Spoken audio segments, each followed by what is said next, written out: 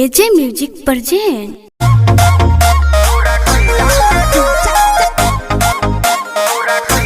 Angle music Kumar Ramesh की प्रस्तुति।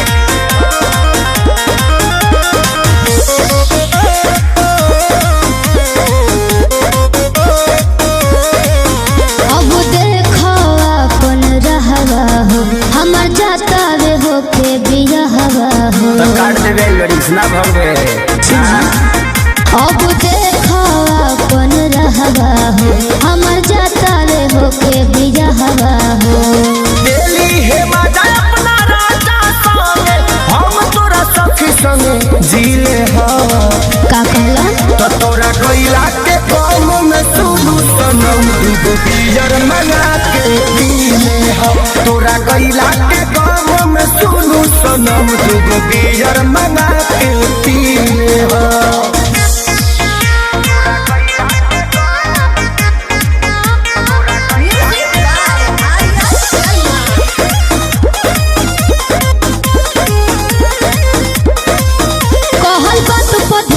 तू लगई हो कोनो गलत कदम ना उठई हो जदि हमसे गलतिया भइल होई ओके दिल के भीतरिया दबई हो।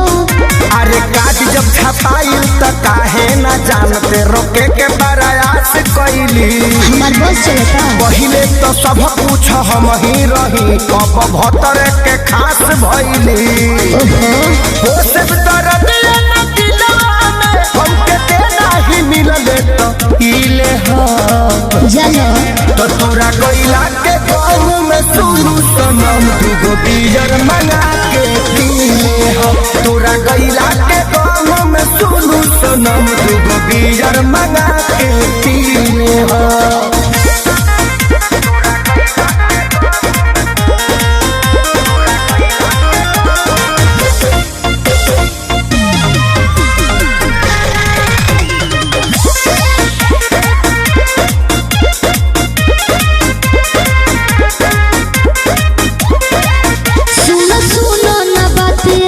अब छूटा त मोर नहीं हरवा हमार दिल दिमाग रही तोहरे लगे भले देह रही पीरा के घरवा।